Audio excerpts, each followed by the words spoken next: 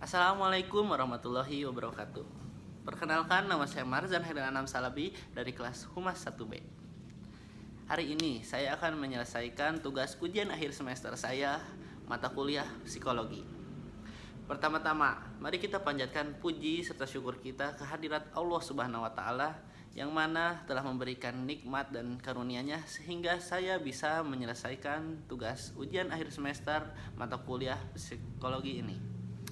Dan tidak lupa, salawat serta salam tercurah limpahkan kepada junjungan kita Nabi Muhammad SAW, kepada keluarganya, sahabatnya, tabi'in, itba'ut tabi'in, dan insya Allah sampailah kepada kita semua selaku umatnya yang insya Allah selalu berpegang teguh pada ajarannya. Langsung saja, di sini saya akan menjelaskan materi tentang sensasi dan persepsi. Pertama-tama saya akan menjelaskan terlebih dahulu apa sih itu sensasi. Sensasi berasal dari kata sense yang artinya penginderaan terhadap lingkungan sekitar. Nah, sensasi juga bisa menjadi hal atau tahapan awal di mana kita menerima sebuah informasi. Nah, lanjut saja kepada yang selanjutnya. Adalah faktor-faktor apa saja sih yang bisa mempengaruhi sebuah sensasi. Yang pertama adalah faktor kekuatan sinyal, yang kedua adalah sifat-sifat tugas atau pekerjaan, yang ketiga harapan individu, yang keempat konsekuensi-konsekuensi, yang kelima adalah norma atau ukuran sebuah individu. Selanjutnya, teori dari sebuah sensasi dibagi menjadi dua, yaitu sensasi normal dan yang kedua adalah sensasi murni.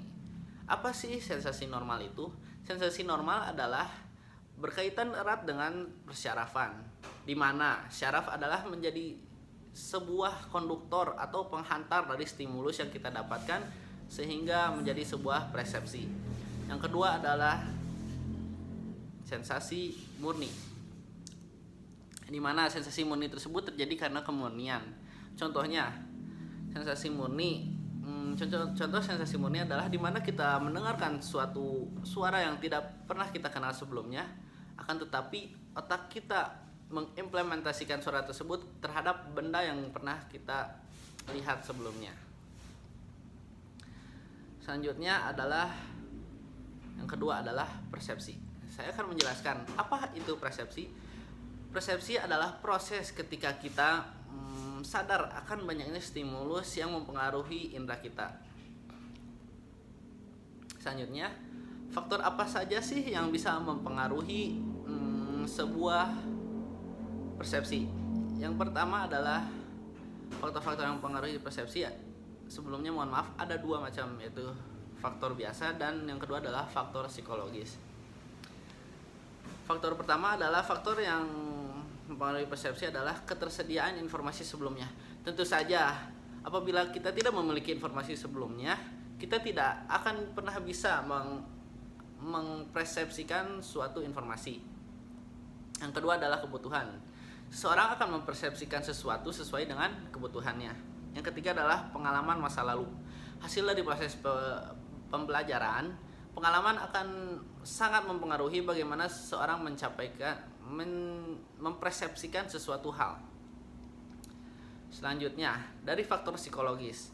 Yang pertama ada emosi, yang kedua ada impresi, yang ketiga adalah konteks.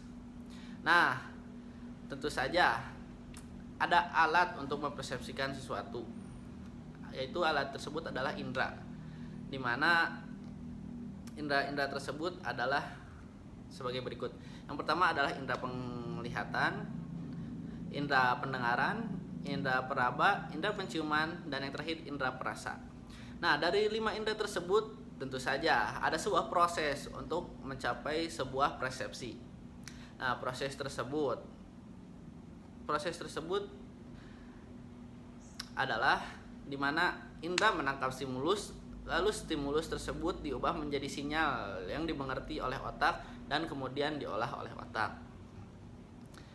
Jadi, kesimpulan yang bisa saya sampaikan dari penjelasan yang tadi adalah dapat disimpulkan bahwa pengertian sensasi adalah penerimaan alat indera terhadap stimulus, atau bisa dikatakan stimulus terhadap penginderaan. Sedangkan persepsi adalah proses ketika kita menjadi sadar, proses di mana kita menjadi sadar akan banyaknya stimulus yang mempengaruhi indera kita. Mungkin sekian penjelasan dari saya. Mohon maaf apabila ada salah pengucapan, baik pengucapan kata ataupun tingkah laku saya. Semoga apa yang saya jelaskan bisa dimengerti dan bermanfaat bagi yang mendengarkan. Ditutup saja dengan alhamdulillah, alhamdulillahirabbil alamin. Wabillahi taufiq wal hidayah. Wassalamualaikum warahmatullahi wabarakatuh.